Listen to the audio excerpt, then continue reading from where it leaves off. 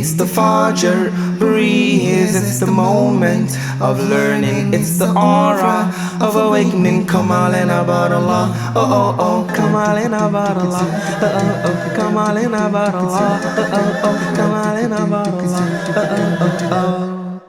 In the name of Allah, the most beneficent, the most merciful, Assalamu alaikum wa rahmatullahi wa barakatuh. Welcome to today's episode on Battles and Blossoms on FAJR Breeze. And I am Olagunju-Matemilola.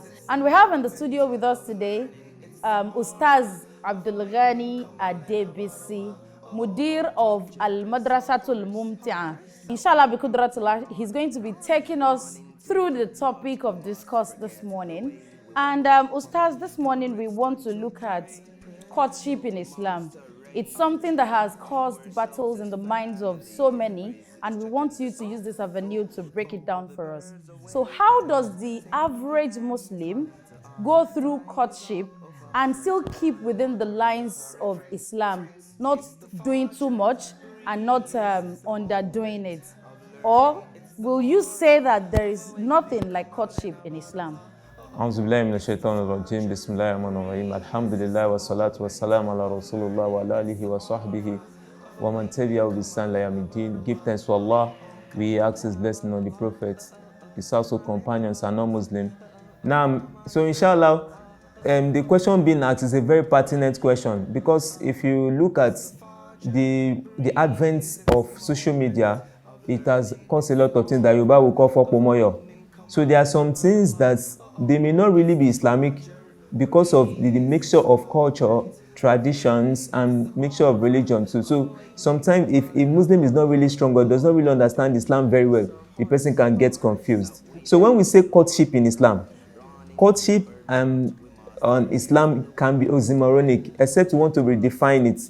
Meaning that when the West, for instance, those are the dominating civilization. So when they say courtship, what do they mean? It means a way to earn love, and you play love. It may lead to anything. They don't care. But anything you are doing, steps you are taking to get closer to somebody so that the love will exist. But what is Islam saying? Islam say, what we can say, okay, we want to say as courtship. Okay. We say it's khitbah. And what is the goal? The end goal must be marriage. Meaning that when two persons that are not married, or one person that is already married as a male and with another female, that okay, I want to take this as second or third wife, you get, or two unmarried person, they want to come together.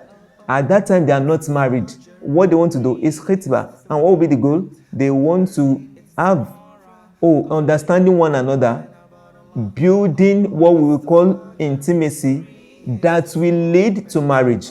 So that they will know, okay, we are very good at this, we can do this. Because we see precedents of that from the Prophet Sallallahu Alaihi Wasallam. Somebody, if you say hadith in Abu Dawud, the Imam came to the Prophet and said, "Oh Prophet, so and so person, I'm interested in her." The Prophet said, "Go and look at her." That shows there should be a connection. Okay. So, but you can see that when the Prophet said, "Go and do," so that you earn something that will lead towards to marriage.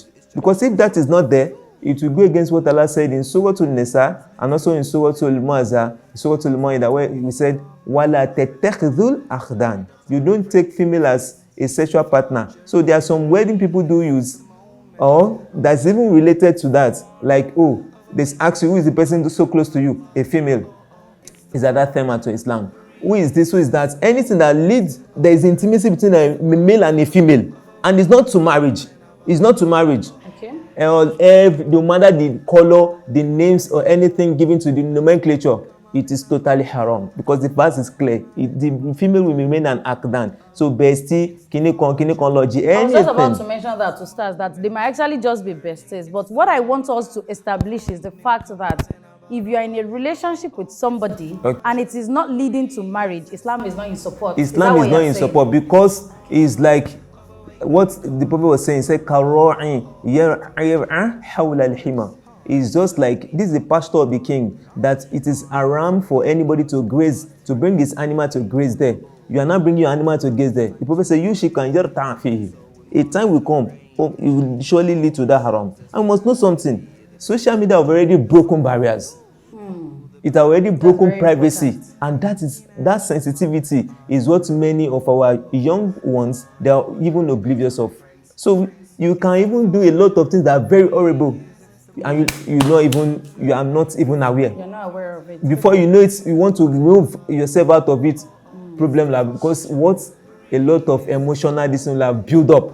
Okay. And that it will be difficult. That's how you see many young ones, even those that, especially those that are sincere with themselves, come here. There's so and so person. Some can even say they have like 3 or 4 persons. You see a male. Maybe they are probably just at talking stage. They want to be sure which exactly. No, what's even funny is that what I want to say is like 3 or 4 persons. Say I have 4 females. I see that I have strong intimacy for them, and we have never even discussed on marriage. And they will have strong intimacy. Have very strong liking to those people. Let me give you, for instance, if any one of them wants to menstruate, it will be the first person to know, even before their parents.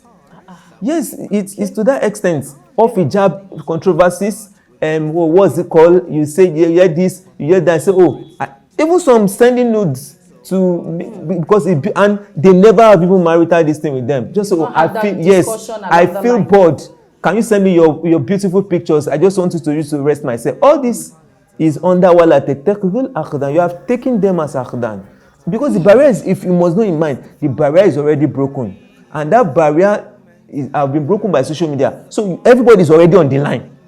Even people that are married, for instance, we don't know something before, it has become so common. You see 2 married person and they have strong intimacy. Cases now that are so common. Because that social media availed a lot of things. The same way you build my businesses, you do this thing, it's also a great tool Shaitan is using to destroy homes and to destroy people's Islam. So sad. We have identified what the battle is. Now, help us in 3 seconds. What exactly can people do to maintain blossoming out of that battle? How can they keep it halal? How can they stay out of trouble? You see, the solution to all this also is returning back to Islam. Wallahi, what are the boundaries Islam have given? Maintain those things. Don't just say, like the Gen Z will say, Jari. All those people will be and all those agbalagba people that don't use Facebook. They are very boring people. Don't say that. Allah subhanahu wa ta'ala, Allah ya'lamu man khalaqa wa huwa al-latiful khabir. Allah who created you. So if he give you laws, the law is for your own benefit. It's even for your well-being. So the boundaries are 1. The first thing is define what you are doing.